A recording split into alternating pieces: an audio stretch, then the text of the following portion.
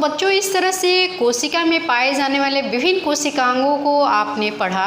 देख रहे हैं कि कौन सा कोशिकांग जो है जंतु कोशिका में उपस्थित है और कौन सा कोशिकांग जो है पादप कोशिका में उपस्थित है।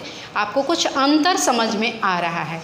अब इन्हीं चीज़ों को मैं यहाँ एक टेबल के थ्रू आपको दिखा रही हूँ। यहाँ पर आपको रटने की कोई ज़रूरत नहीं है। जो भी आप जंतु कोशिका और पादप कोशिका में कोशिकांगों का अध्ययन किया है उसी को वापस रिकॉल कीजिए और सारे डिफरेंसेज आपको नज़र आने लगेंगे। देखिए यहाँ पर दोनों कोशिकाओं का मैं डायग्राम आपको दिखा दे रही हूँ। देखिए इस तरह ये जो है आपकी जंतु कोशिका और दूसरी वाली जो है आपकी पादप कोशिका है। यहाँ पर जंतु कोशिका कैसा होता है, आपने क्या पढ़ा अभी तक जंतु कोशिका के बारे में? आकार में ये छोटी होती है। और पादप कोशिका कैसी होती है? आकार में बड़ी होती है। जंतु कोशिकाओं के बाहर ध्यान कीजिए, क्या कोई संरचना पाई जाती है? नहीं ना। कोशिका झिल्ली के बाहर कोई संरचना नहीं पाई जाती है और ये कोशिका झिल्ली काफ़ी मुलायम और लचीली होती है, जिसकी वजह से जंतु कोशिकाओं का आकार नियमित नहीं होता है, इरेगुलर शेप की हो जाती हैं। और पादप कोशिकाओं में कोशिका झिल्ली के बाहर एक संरचना पाई जाती है। वो क्या होती है? कोशिका भित्ति कहते हैं उसको। और ये कोशिका भित्ति सेलुलोज की बनी होती है जो काफ़ी होती है और इसकी वजह से पादप कोशिकाओं को एक निश्चित आकार मिल जाता है। वहाँ पर इरेगुलरिटी होने की कोई भी संभावना नहीं रह जाती है ना। और इसके बाद जो आप पाइएगा पादप कोशिका और जंतु कोशिकाओं में अंतर, लाइसोसोम, जैसा कि आपको पता है कि इसको आत्महत्या की थैली भी कहते हैं ना, जिसमें पाचक एंजाइम बहुत सारे भरे होते हैं। अगर ये टूट जाती है तो कोशिका की मृत्यु हो जाती है ना। तो ये जंतु कोशिकाओं में क्या होती है? उपस्थित होती है, जबकि पादप कोशिकाओं में अनुपस्थित होती है।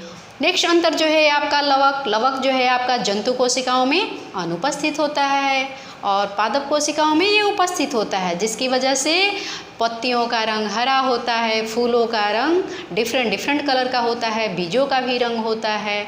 और कुछ ऐसे भी होते हैं पौधे जिनमें कि कोई लवक नहीं उपस्थित होती है, अवर्णी होते हैं। छोटे छोटी रसधानियाँ जंतु कोशिकाओं में पाई जाती है, नहीं भी हो सकती है रसधानियाँ, लेकिन पादप कोशिकाओं में ये रसधानियाँ बड़ी बड़ी पाई जाती हैं। कभी कभी ये कोशिका के माप का 90% होती है, जो कि हमने डायग्राम में भी देखा है।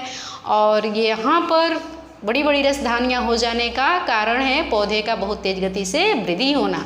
उस दर से कोशिका द्रव्य का निर्माण नहीं हो पाता है, जैसा कि हमने अभी पढ़ा, जिसकी वजह से रसधानियों का निर्माण हो जाता है। इसके अलावा जो अंतर आप देखेंगे, गोल्जी उपकरण, जंतु कोशिकाओं में गोल्जी उपकरण पाया जाता है, पादप कोशिकाओं में भी छड़ जैसी संरचनाएं पाई जाती हैं गोल्जी उपकरण के।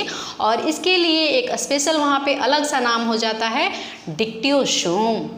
तो इस तरह से जब कभी भी आपसे पूछा जाता है कि पादप कोशिकाओं और जंतु कोशिकाओं के बीच में क्या अंतर है, तो इन सारे पॉइंट्स को आप लिख देंगे। यही पादप कोशिकाओं और जंतु कोशिकाओं के बीच का मुख्य अंतर है। हमने अभी तक कोशिकाओं के बारे में जो अध्ययन किया, जंतु कोशिकाएं और पादप कोशिकाएं, और इनमें पाए जाने वाले बहुत सारे कोशिकांगों और जंतु कोशिका पादप कोशिकाओं के बीच में क्या अंतर होता है। इसके अलावा और भी स्ट्रक्चर है बच्चों आपका जो मेन बहुत महत्वपूर्ण, वैसे महत्वपूर्ण तो सारे ही कोशिकांग है ना। सामूहिक रूप से जब एक दूसरे से के साथ मिलकर ये काम करते हैं तभी कोशिका जो है कोई भी काम कर सकती है, या कोशिका का अपना एग्जिस्टेंस है। और कोशिका के अंदर और भी एक महत्वपूर्ण स्ट्रक्चर है जो कि आपका केंद्र में पाया जाता है, जिसको क्या कहते हैं? केंद्रक, है ना। और इस केंद्रक में गुणसूत्र पाए जाते हैं जिसको क्रोमोजोम भी कहते हैं। और इस क्रोमोजोम की संरचना कैसी होती है, कैसा दिखता है ये, और जब कोशिकाओं का विभाजन होता है तब इसकी स्थिति क्या होती है, क्योंकि यही गुणसूत्र जो है एक जनरेशन से दूसरे जनरेशन में पैतृक और मातृत्व गुणों को संवहन करता है। माता पिता के जो भी गुण होते हैं वो हमारे में आते हैं। तो इस गुणसूत्र के बारे में हम अच्छे से अगले क्लास में पढ़ेंगे। आपने अभी तक जो भी पढ़ा जीवन की मौलिक इकाई के बारे में, उसको रिवीजन कीजिए, घर पे रहिए, सुरक्षित रहिए।